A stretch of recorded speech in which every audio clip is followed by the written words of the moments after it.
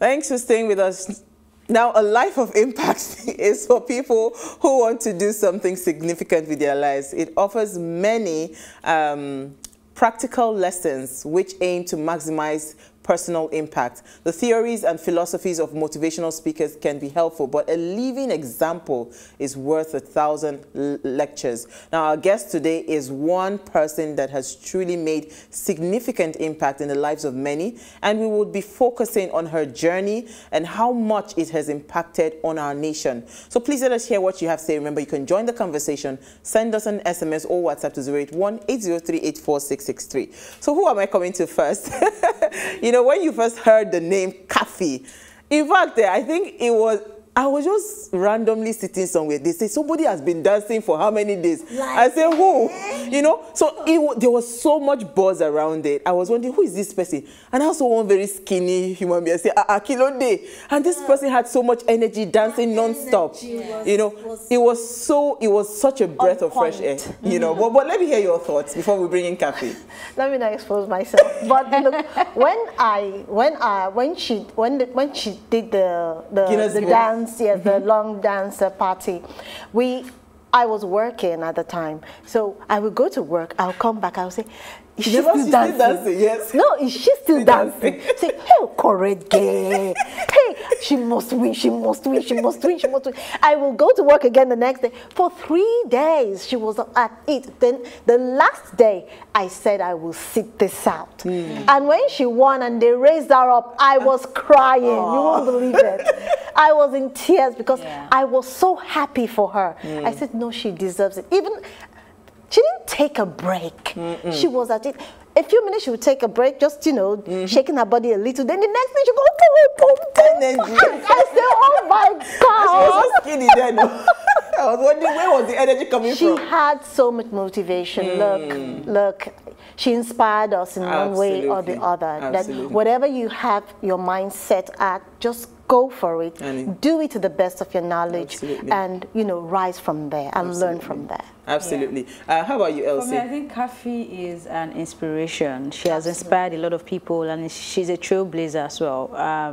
You know, when we were having that chat with D-Flex, she came to mind, especially when she was doing this.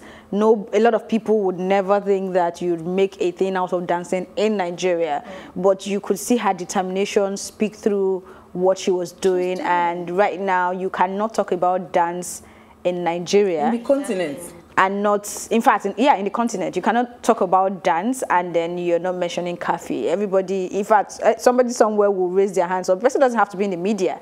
They will wonder, did you do your research? Well, are you okay, right? So she's just someone that, I mean, I haven't met her in person, but from afar and what we see, her vibe is just amazing. The positivity, the energy, the can-do spirits, understanding that we need to dream. You don't have to be limited by whatever issues you have in Nigeria, your society, right? So she's just an amazing person, and I'm looking forward to this chat, really. Absolutely. I am also looking forward to the chat. I mean, she's an inspiration because nobody thought anything could come out of dancing, you know, but by the time that Guinness Book of Record thing just happened, it's like all of a sudden there was a window of opportunities. I mean, when you see all these people dancing in the streets at Ikorodu, the one that does ballet, there's a dance group. No, it's not Ikorodu boys. Ikorodu boys are the ones that do the video. There's a dance group in Ikorodu. You know, I remember all of these people would never have, you know, thought about the possibility of coming out to do that professionally if someone like a Kaffy was not bold enough to take that step. So that's why you know, she's an inspiration for us today, and we're so glad to have her. Kafayat Oluwatoyin Shafau, popularly known by her stage name Kaffy, is a Nigerian dancer, choreographer, and dance instructor, fitness coach, and recent author. She's also the founder and the owner of the Imagneto Dance Company. She's best known, as we had mentioned, for breaking the Guinness World Record for the longest dance party at the Nokia Silverbird Danceathon in 2006. In commemoration of her 40th birthday, she published a book titled Ala Jota, which means someone who chooses dance as a profession. In the book, she talks about her struggles, her victories, her fights, and her wins. And she's joining live via Zoom. Thank you so much, Kaffy, for joining us. Hello. Oh, my God. Just listening to you ladies, I don't know if I should shed a tear. I'm sure if I was in the studio, I would have been mushy. Oh, my goodness. It's awesome. Thank you so much for all the celebratory and honorable remarks about my person. It's really heartwarming. Thank you so much. Thank you, Kaffy, for honoring our invitation. We are looking forward to doing a part 2 live in studio. Yes. I cannot wait. This energy, I want to be in the same room with you ladies. I must dance with you. All right, so Kaffy, tell us. Awesome. Thank you so much. Thank you so much again for joining us. Tell us, first of all, how has this journey been for you so far? Because everybody just sees and celebrate the wins. But, you know, I love that part when I read about your book where you bared everything on and you said, you know, everything, the good, the bad, the ugly, you were bearing it all. Unfortunately, you were supposed to send me a book, but we've not seen the book yet, you know, but I'm looking forward to reading the book. I'm but wondering why you haven't gotten it, but I'll send it. I'm sorry. No, not a problem. So tell us about this journey. Yeah, I'll say it's the journey is wrapped up in some kind of kaleidoscope of events that has become a blessing to my existence, and it's, you know, it's easy to come and motivate people and say, think big, believe in yourself, you can make it. But when the odds are against you, you now decide, is this really worth it? Yeah. What part of your life are these odds affecting? They are affecting you mentally, psychologically, physically, spiritually. And it is a miracle to be able to, first of all, decide to choose what no one would ever dare choose as a pathway to success, to the pursuit of happiness in the first place, and deciding that it is dance in an environment that has all the odds against me. When I talk about odds, I mean every single odd you can think that is against a young person, let alone a woman. Number one, I had the culture against me. The culture does not recognize dancing as anything that was has integrity, you know. Secondly, economy. Economy does not even recognize dance as a viable means of income, let alone securing a future. Then I had religion. I was coming from a staunch Muslim family. Either Muslim or Christianity does not even see dance as a morally uplifting path to take. You understand? Then we also have family. Family wasn't supportive of it because they thought I was insane, mad. With all the intellectual prowess that I have, they felt I was wasting my life. So how does a young person deal with all these odds? Because I am training young people that only have one or two of the odds against them. Okay, they are good, but my mother doesn't just support it. That's the only odd. Or I don't know how to make money. That's the only odd. But I'm saying I started at the moment where all the odds were against me. So what was that thing that convinced me that I could pursue this and people will want it? I had to be practical. And what is the practical thing there? I saw what dance did one-on-one to people when I teach it and I use it as a physical fitness path. That was what started the whole journey. I went to the National Stadium and I taught fitness using dance. And I saw this woman. She was, you know, this woman, Aleha, that uses hijab. Okay? And every time she came to class, she was always sad, you know, always covering up. You know, I know they cover up, but there's a level of covering up that you know that this person is trying to kind of like hide herself inside those clothes because she lacked self-confidence. And she started attending the class, and I started seeing some changes. From the first week to the second week, she started wearing brighter clothing, more fitted, you know, outfits, even though she was still well covered up. And I said, she came to me one day and said, I have not only been relieved of pain in my body, but I've been relieved of pain in my mind. And that was the eureka moment. I said, that is what I want to be. Because ever since I was a child, and people ask me, what do you want to be when you grow up? I'm thinking, what does the world need? I want to be that thing that the world would need. I don't want to be a doctor or lawyer. I think we have enough of that. What can I be that the world needed? And I kept asking myself that question growing up. So the reason why I wanted to be an aeronautic engineer was that I looked around Nigeria at that time and there wasn't any aeronautic engineer and there weren't female aeronautic engineers. So I decided to start pursuing that. It was during the course of being faced with the challenges of education that I started going to the National Stadium. And that's where I found out that, yes, I can impact the nation with machines, but I can impact humanity person to person. And that is the core of why I dance. Improving human productivity. That's yeah.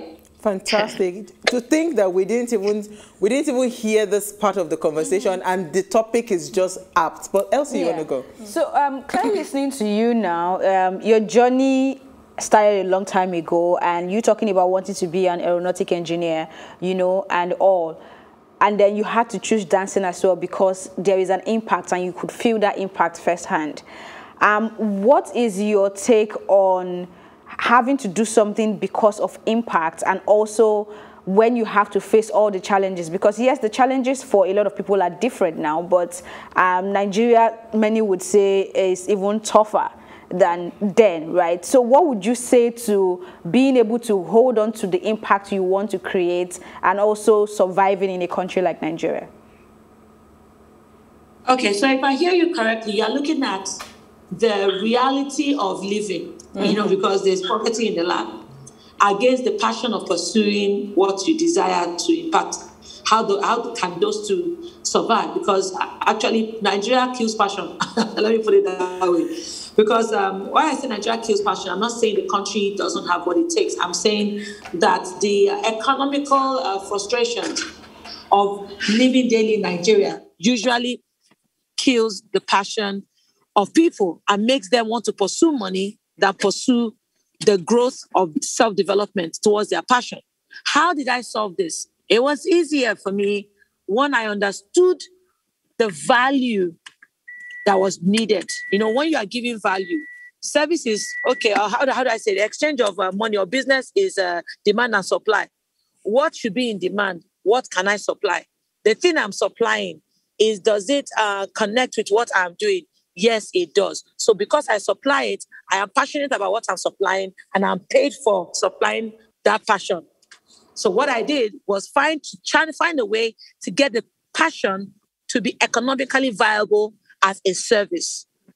You understand? So yes, I know how to dance, but what is the industry buying right now?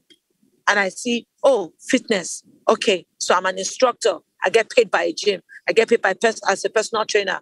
That is looking viable. And I started studying more. I started doing certification courses because I found out that there was instant economic exchange for that service. So I pursued that. That brought money. That money, I was putting it into school. I was using it to take care of myself, my family, and all of that, little by little. And I went into the industry. The industry didn't understand what I was as a dancer. They were like, just dance. And I'm like, no, I'm much more than that. I can give more. So I work closely with the directors from Paris Peters to DJT to Uzodinma Okweche. I was continuously searching and seeking where my value would be needed. And I was also serving under the areas that did not understand what I was, but I knew they needed me. So even though they were not paying me for what I was doing, I came there and I solved problems in the production. I solved problems for artists. I got artists to be better on stage. And they found out that, wow, because of this girl in my music video, I'm getting more airplays. I need to pay her to stick to be on my team. So it was really about seeking where I could solve problems. And that was where the economic value rose. And that's why I started getting paid. Absolutely. Wow. First, I just want to say I'm an ardent fan. You're amazing. So you talked about the fact that Nigeria, you talked about Nigeria killing passion. Not just for individuals, but for not just for for anyone who has joy in whatever they do, but for individuals who are also coming up. So there was a quote you talked about on your page, which says, "I do what I do with passion, strength, consistency, integrity, quality, creativity, diligence, harmonized collaboration, and dynamism. Because if I don't, I will never truly be. Now, that is deep. So what's the role of consistency in what you do? Consistency is the breather of being a master at anything. You cannot master anything if you don't repeat. Repetition is the power of mastery. So repetition and consistency are brothers and sisters. That also helps you fight the resistance that makes you procrastinate. Okay, so I don't see anybody saying that they want to be great at anything and they don't commit enough time to that thing. It's not possible. It's not possible. So consistency plays a major role. Consistency also puts you in a position where you can actually sustain what it is that you have been able to acquire or what it is that thing has opened the door for. So if somebody sees you as a talent and you consistently you are inconsistent with practice, even when you get an opportunity, because you don't have a habit to practice, to improve, to sustain your skill that you've acquired, you are going to start depleting in quality. And there's what they call creative burnout. There's a time whereby you are tired, you are exhausted, you are overused, overworked. The tenacity of being able to continue to do what you are doing comes from a place of practice, where your muscle already knows things, so it's not even burdened to trying. So the role of consistency is very, very, very wide. I'm actually writing a module, a textbook on how the creativity can be sustained, due to time of use. So yes, it plays a major role. Short break.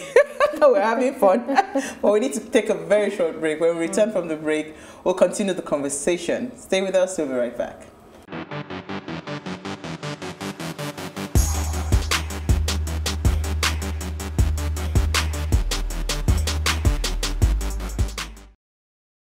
Thanks for staying with us. Now, if you just tuned in, we're having an amazing chat with Dr. Kaffy on her journey and also the power of, dance and how it has impacted not just her own life, but the people as well, around her and Nigeria and the world, actually. But Dr. Kaffy, if I may call you that. It's not easy to have a doctor. Yes, please. Yes, call me. Please, you worked hard for it. There was something you said again. It's interesting that EC also went on your page. I also went on your page and I found this quote. It says, no matter how you see yourself on the outside, what is in your mind has much more power. Nurture your mind and protect it. You talked about a lot of challenges. How have you been able to sustain this mind power? Because I know everything that you are started from the mind, and what has sustained you still stays in your mind. Because it's not easy. That mind journey, it's not easy. A lot of people, once they lose it up there, they're done. You are not particularly, how people would say, oh, young, energetic and all of that. You're older now, you're in your 40s, but you are still very relevant. You're still very, every music video is still calling upon you because there's something. I want to just go into your mind a little bit, what's going on there and how have you been able to, to keep yourself relevant over the years? Do you really want to know what my mind looks like? Oh my God, it's like some refinery of some sort. I think there's millions of workers working in there with different departments. It's crazy. I would say that the grace that is bestowed on me by God is the grace of the power of the mind. For me, there's nothing more powerful than the mind. There's the greatest tool. And that is the reason why, even if you look at the Bible, it's that the mind is one of the places that you have to protect. The head. Mm-hmm. Once you chop off the head, the body is useless. Mm-hmm. And I mean it in every form that it can be used as a metaphor. That look, Once the head is chopped off, no matter how good and beautiful and cute and well cut and groomed the body is, it's useless. And I see that we are in a society that the mind is not nurtured. We don't nurture minds. We condition minds. That's what we do. We condition from home. We condition by church. We condition by mosque. We condition by school. We condition by environment. We are not nurtured. We are conditioned. We are all reacting to conditioning. Every decision we make as human beings, especially in this environment, it's only the rebellious ones that are able to come outside the box. And that's why I chose to stick to dancing. Not only because I've seen a pathway where human excellence can be, groomed and helped. Yes, but I also saw that it would make a major statement to the general perception of what it is that is considered a successful life, especially in this side of the world. We are so driven by the box of what they don't do, where they work. We've seen engineers make it. I don't think you need to be a hairdresser. Go and be an engineer. If you are not a hairdresser, if you're not an engineer, then you are a lower class citizen. That is absolutely ridiculous to do to humanity. A hairdresser is playing a major role in the life of an individual that she's working on. Do you know how much self-confidence and self-esteem comes out from just knowing that you have a perfectly beautiful hairdo? Absolutely. Like the power that hairdresser bestows. And if she gets it wrong, your entire day, you are going to... It's messed up. Oh, what's happening to our network? Oh gosh. And this is why that's why we run away from virtual. But I think we'll try to reconnect. I mean, what you were saying was apt. Confidence. I mean, apt. It reminds me of, you want to say something? It reminds me of what some drama I had with some makeup artists where I used to work, or on a project set actually, and how they were not very confident about their role in the project, and because of that they were acting like, well, it's not my own now. Whatever you could do, You're supposed to come in at 8 o'clock and you're coming in at 8:30. And I had to sit one down one day and make her understand her importance on the project. Like, if you don't come in, I mean, I don't know how to make myself up. Everybody knows that, right? If you don't come in on time, not just coming in on time, your aura, your happiness and wanting to make me up, and then making me up is one of the reasons I will go on any set and slay. Even if I was very happy for where I'm coming in and I come and encounter you and your energy is off, your energy is wrong, you're doing my makeup and you're looking like the world is on your head. Trust me, that energy is going to affect my output on whatever show I'm going to come on. So I had to make them understand that you are a vital part of this project. Don't let anybody make you feel like, oh, I'm just a makeup artist. If you don't make me feel happy about being Elsie Godwin, I will not be able to deliver. We can't even look, you know, so we can't look good on TV without a proper makeup artist. Yeah, so everybody has an important role. People try to look down on them, hairdressers, makeup artists, the cameramen. Profession is very important. Down to the gate man. That's why you need to greet your security guard. Greet them with respect. Accord them that respect, because it takes a lot for a man to stand outside that gate and make sure that he opens that gate for you whenever you want to go in and come out. Yeah. So people do not take all of these for granted. People do not understand the dynamics. So they take it for granted. So they take it for granted. And you need to understand this, that education is about you creating or bringing up a functional individual. And once that person is able to function in the society in whatever form or in whatever profession they decide to function, look, it's kudos to that person. So I don't know if we have Kaffy back. Okay, we're trying to get her. So I mean, it's such an amazing conversation, because you know, sometimes I wonder if we truly understand why we're here on earth. Yeah. Do you understand? Because it is one thing, because every single time it's a tussle. I remember my mom would always say, as far as she's concerned, go and get a 9-to-5 job. And all, because everybody, apart from me, is doing a 9-to-5 job. Why can't you go and get a 9-to-5 job? But I realized that for me, doing this is not, first of all, not only what I love. I love the fact that I'm able to watch someone come from 0 to 100. I mean, someone gave me a call today. She was telling me, I've been dreaming to be on TV, this, that. The next thing, we're having conversations, and I'm telling her it's possible. You know, and I know how many people have been able to nudge, to push them to do the things that they've always wanted to do, but they never really had the courage to do. So I understand that role. I mean, where Elsie's question, when she was talking about, I was just thinking about, okay, the economics, you know, how much, especially if you're pursuing a passion and it's not paying off yet, you know, where's that stay power? Would you be able to stay in it? And the thing is not bringing the money. It takes a lot of guts and courage to keep going without it bringing money, especially for an economy like Nigeria. It's not like, so if there was even a different, if there was a different place where even if you're pushing those passion and impact, there are things like your basic things being taken care of. You could go to a food kitchen and get meals for free, can get free, you know, it's easier to manage.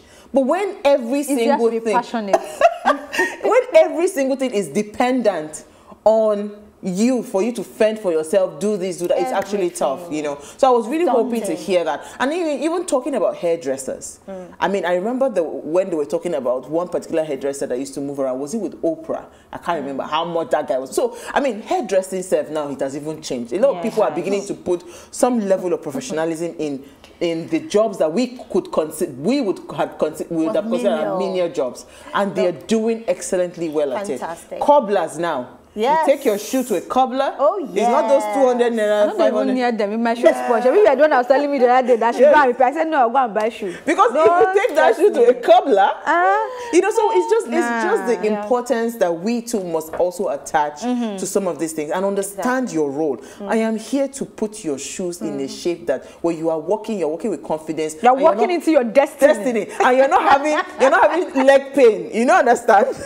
You know, one thing that resonated with me when Kaffy was talking, she said that, you know, you need to know who you are. Yeah. So you also have said that thing now, which is you need to know your role, understanding your role. And what's her name? Mama Hilda Dokubo said something today. She said that some people discover their talent early. Some people discover their talent mid-age. Some people discover their talent 2 days to a few years before they die. You know, they don't have enough time. But the key thing is that they actually discovered it. So, and they are not scared to, you know, take that leap. You know, so the question is, where are you? So individuals, we need to ask ourselves that question as well. And every other person who is out there, and any child or youth that is out there, you know, what is your role? What do you understand by your role? What do you think is your role on earth? And have you discovered it? Try to discover it, and don't be scared to take that bold step. Because Kaffy said something that, you know, when you have an idea, you said it in the quote for today. A genius with an idea without action. But action is everything, you know. And I think Kaffy also said something about it like that. So it's essential we understand that whatever we believe in or whatever ideology we have in our heads, we should take that bold step. We shouldn't be scared. Look, from discomfort you get comfort. Absolutely. So do what you have to do. Okay. I was listening to the interview with between Tokema Kenwa and Chude. I mean the clips, of course. And I like what she said when she was talking about people comparing their own backstage to somebody's finished product, something like that, you know. And I think that was really profound, because in being able to survive Nigeria and be passionate, we also have to be able to channel our mindset properly. We all heard when she was talking about how her mind is very important to whatever she's doing. Yes. If you do not nurture your mind, if you do not curate what goes into your mind, then you're setting yourself up for failure, because you begin to compare yourself in ways that doesn't matter, in ways that would always pull you down. For her to be Kaffy today, I mean, you're giving us vivid description of how you felt when she did the Guinness World Record thing, and that gave everybody the shocker to say, this is somebody you need to look out for. Exactly. But I mean, I was going to ask her to take us through the journey of getting that point done. I mean, she's talked about going to the stadium and all that, but what it took her to get everybody who supported that project to believe in her, to say, yes, we can do this. I'm definitely sure that it wasn't a walk in the park. It's not, oh, okay, you can dance, let's get it done. This is a big platform, right? She had to prove herself over the years. She had to walk through the parts that I'm sure a lot of people will not be ready to do that for her to create this industry that we have now. So sometimes we also need to step back, forget about the noise on social media, forget about the finished product that people are showing you, and think about the process to that finished product. Because if you begin to look at it that way, then it might be easier. I like what you said, because I was going to ask, I mean, refer back to what Isi had said, you know, and I think it ties up to what you just said when she talked about understanding your role. Yes. You know, truth is, not everybody would be the president. Not everybody would be this. Precisely. But there are people that are key players, instrumental into ensuring that that job is done. Exactly. So if you understand, and this is the clarity I think I have come to learn over the time. Where are my strengths? And I play there, and I play excellently well there. So a lot of times I see young people these days. I mean, that's why I was really hoping to, you know, but well, she's promised to come back. We're having trouble trying to reconnect with her, but it's fine. This is why we actually run away from Zoom, you know. But, you know, there are young people today. They are good at some certain things, and they are deciding to say, you know what, it seems like this thing I'm doing is not going to pay off, right? So I'd rather go and become a what's it called, a Tiwa Savage, or become a Dace, you know, I want to sing instead. Because it is very easy for you to be distracted and say, you know what, all this music video I've been dancing. Shame me, I'm dancing, nobody's calling my name for whatever. But these people that are singing, and let me say I can sing, you just wax album, you know, you just begin to, you know, you get distracted. Yes, that you are, so straight up, you wax your album. You know, you get... Say drop an EP. Yeah, you drop it. Drop it like drop an EP, say it like that. Which one is wax album? Which one? You know? Why are you sounding like the 50-year-old kid? You know, so everybody now begins to go to that, like, not knowing that if you understood your role and your place where God actually had, you know, probably blessed to say this is where you would play and this is where you would shine. You know, so it's very easy for us to be derailed. That's the point, you know, so you are not doing so much. And at the end of the day, it seems like you're getting frustrated because it's not coming through for you. But she has sustained that stay power for over the years. Music video back to back, training people, then, you know, so it's actually a good thing for people to just have clarity as to what I want to do. I was going to ask her a question on what is her challenge when she's dealing with younger people today, because the drive she had then is totally different from the kind of drive she would see today in younger people. Definitely, so they don't have that stay power. We definitely need to have her back. That we have to, and it has to be live in studio, so we won't face this Zoom wahala. But when you talked about not everybody being the president, I think that's one train of thoughts I like to pass to people most of the time, because it reminded me of a certain musician. I'm sure if I call his name now, if you're not a party goer in the southwest region to an extent, you probably won't know him. Yes, I know him. He's called SB, right? Okay. You probably don't know him.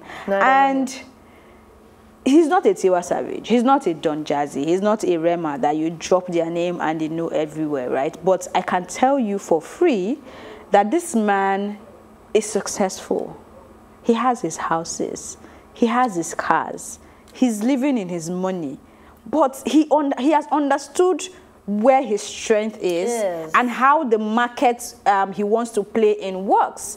He basically do what's it called? Live I don't know what they call them. Live bands for performances. Parties, live parties, and that is what he has done over the years, consistently networking, putting in the work, having his own band, understanding the music and what people want to hear per time, and recreating it, and those people are making money. Of course, he's the one that comes to mind now, but I know there are lots of bands that plays everywhere in Lagos State and everywhere in Nigeria every time, and they're, I mean, you do events, you can think about how much you pay them for each appearance on any party. So I think we all need to just sit back and think of where our role is, where God has, okay, you might not be a believer, but where your chi or your universe has said you can play and flourish. We don't have to all be the presidents, but the councillor has a role to play. The governor has a role to play. And the you person, can be a very successful councillor. you know, and you can just be a very successful SSA as well. Like, it's not even possible for everybody to be at the center of everything, but you can also be at the center of your own world and make a difference. So I hope that people can begin to see that. If Kaffy said, oh, if I'm not an aeronautic engineer, then nothing is going to ever work for me. That was what we probably won't have a Kaffy today, right? So it's good to just, yes, be passionate, but look for the purpose in your passion. You might think that it has to be this way, but your passion can also, or your purpose can also be found in another way while you are flourishing. Absolutely. I don't know if that makes sense. Absolutely. I think it's a fantastic way to wrap up the conversation. Sadly, we ran out of time, but thank you, ladies. Thank you to Kaffy. So she's promised to come in studio. You know, when we tell you people, when we send invitation, this is the reason we do not want you to be on Zoom, because our Nigerian network is still very blessed. But thank you, C. Thank you, Elsie Godwin. All right, so before we go, do ensure you follow us on Instagram. It's at PlusTvAfrica. Interact with us further, drop a comment, and most importantly, we're planning a giveaway to say thank you to you for believing in the Ways brand and for following the conversation. So do well to follow us now. Is at PlusTvAfrica. You can like, share, comment, and invite your friends and family to watch and follow us. I think that topic, that juicy topic, we'll talk about it tomorrow. It's an interesting topic. We'll talk about it tomorrow.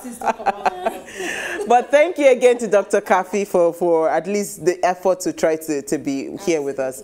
All right, so if you missed today's quote, here it is again. Genius is in the idea. Impact, however, comes from the action. So do something impactful today. Take an action today. All right, we'll see you tomorrow at 8 p.m. as we bring another great conversation to your screen. Enjoy.